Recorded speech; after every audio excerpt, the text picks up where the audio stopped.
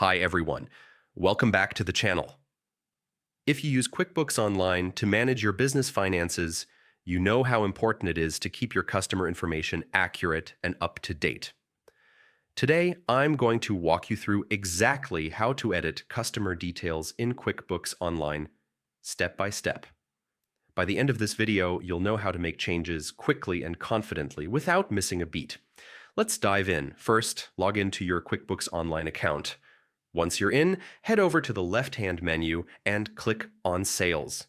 Under Sales, you'll see an option called Customers. Go ahead and select that. This will bring up your full list of customers in QuickBooks.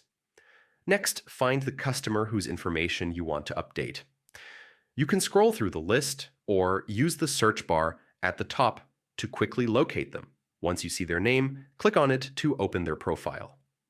Inside the customer profile, you'll notice a tab labeled Customer Details. This is where all the personal and business information about your customer is stored. Click on that tab. Now, on the top right corner of this page, you'll see an Edit button.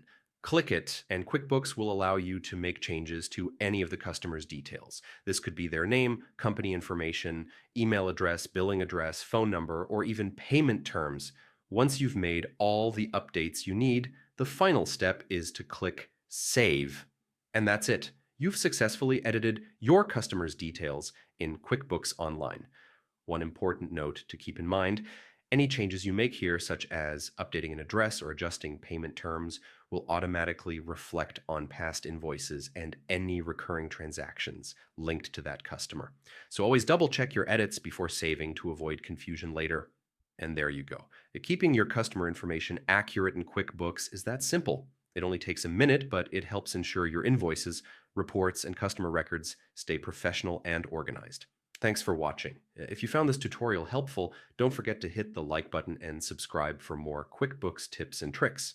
And if you have any questions, drop them in the comments. I'll be happy to help. See you in the next video.